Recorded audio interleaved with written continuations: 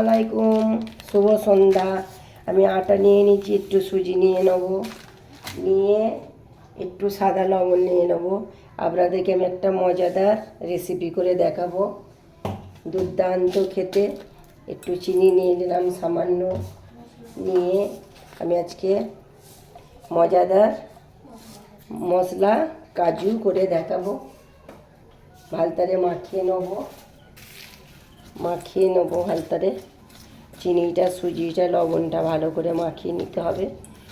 এত দুর্দান্ত খেতে লাগে। আমরা তো কাজু কিনে খাই, এই বাড়িতে এইটা বানিয়ে খেলে হেব্বি লাগবে খেতে।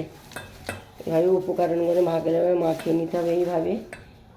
আর একটু সামান্য জোয়ান দিয়ে দিলাম, জোয়ান দিয়ে একটু ভালো করে মাখিয়ে নেবো। এবার চলুন, কম কম করে হালকা হালকা করে জল দিয়ে আমি মাখিয়ে নেব।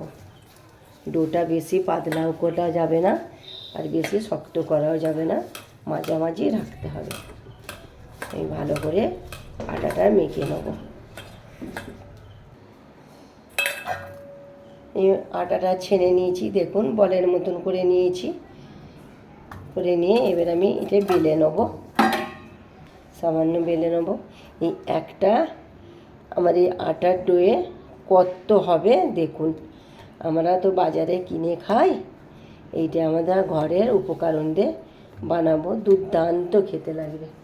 এইটা আমি ভালো করে বেলে নেব। আমি এই চাপা নিয়েছি, এই চাপার সাহায্যে আমি কেমন দারুণ করে কেটে নেব দেখুন। এইভাবে আমি সব কাজু বানিয়ে নেব। এইভাবে সব উপকরণগুলো কেটে নেব।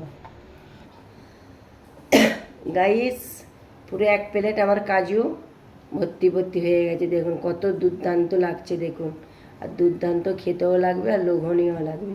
এবার আমি তেলে ভেজে নেব। তেলে আমি একে একে ছেড়ে দেবো দেখুন।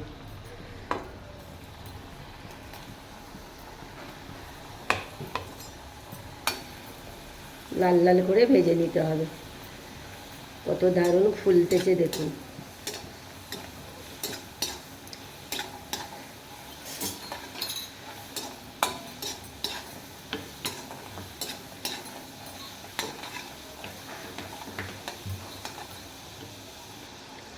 লাল লাল করে ভাজা হয়ে গেছে, এবার আমি তুলে নেব। কত দারুণ লাগছে দেখুন।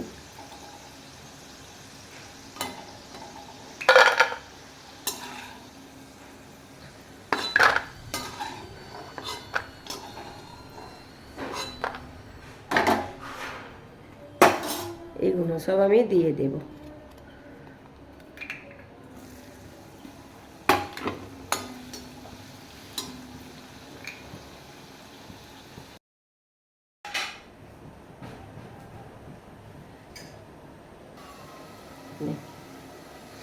এতে আমি জিরা গুঁড়ো দিয়ে দিয়েছি, আর ধনের গুঁড়ো, আর মশলা লঙ্কার গুঁড়ো অল্প করে দিয়েছি। কেন, যেহেতু আমি আটাটা মেখেছি মশলা দিয়ে। আমার মজাদার কাজু রেডি। আমার ভিডিওটা কেমন লাগলো আপনারা কমেন্ট করে জানাবেন।